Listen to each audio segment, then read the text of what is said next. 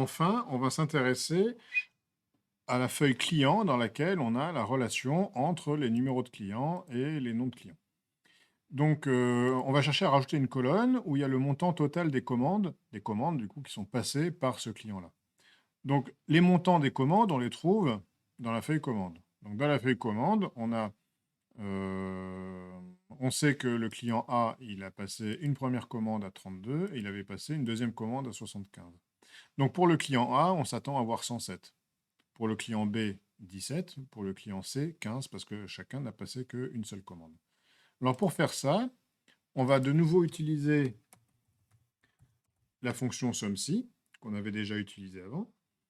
Et donc, le premier argument de la fonction SUMSI, c'est la plage dans laquelle on va rechercher des valeurs.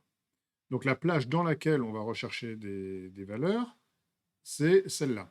Et ce qu'on va rechercher, c'est des numéros de clients. Donc, une fois qu'on a des numéros de clients, quel est le critère qui fait que on va garder la ligne ou on ne va pas la garder la ligne?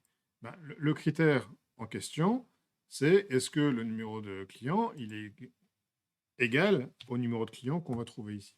Et si c'est bon, alors on va retenir la ligne et on va faire la somme dans la somme des valeurs correspondantes dans la plage suivante, celle où on trouve le prix total des commandes.